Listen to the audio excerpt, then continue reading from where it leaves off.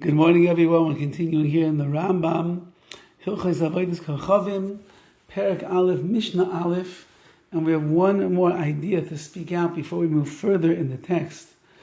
And that is something that will become quite apparent as we work our way through the words of the RAMBAM.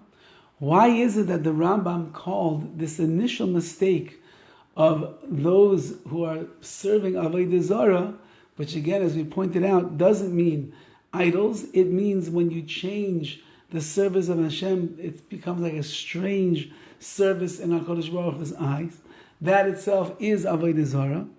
So why is it that this was such a ta'us gedola, a grave error, when it seems to be on surface, and certainly in the beginning of the getting into the world of Avodah Zarah, it seems to be relatively small compared to what would eventually come, as the Rambam is going to say that the name of Hashem will be forgotten forever, and people will be completely immersed in the world of idol worshipping and bowing down to the sun, the moon, the stars, carving graven images and the like.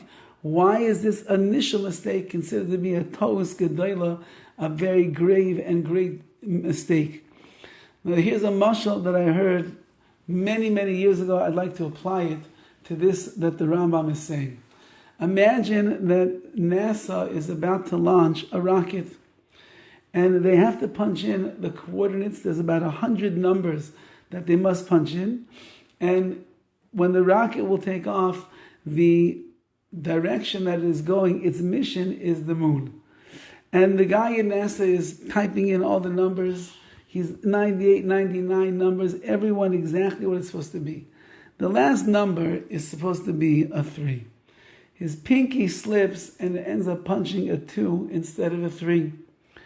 So he has 99 of the numbers are 100% correct. The last number is a 2 instead of a 3. Not bad, not off that much. That rocket ship now takes off. And as it's going into outer space, flying through the stratosphere, so it looks like on the surface that it's flying in the right direction. But since that it's 1/100th off, therefore there's a slight tilt in the rocket, and as it's going thousands and thousands of miles through the speed of light and beyond, so that rocket keeps getting a little farther off, a little farther off, a little farther off, until eventually it comes nowhere close to the moon.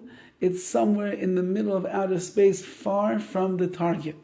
One little tiny mistake over thousands and thousands of miles will make it that you will not hit the mark where you want to be.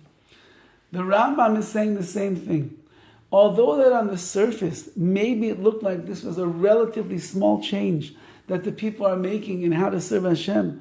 They're just giving accolades and praise to the stars, the moon and the sun, because they looked at them as the ministers of Hashem.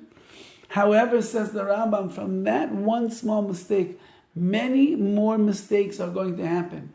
And the rocket ship of Emunah is going to continue to veer off the path until it's eventually going to get to a place where the Rambam will teach us that Nishtakach Shem Hashem, that the name of HaKadosh Baruch Hu was completely forgotten from the world, because everybody was delving into Avodah Zarah, everybody was in bowing down to idols and the celestial beings of the world. Everybody was going into foreign temples and carving images and doing all strange types of bowing and sacrifice and offering.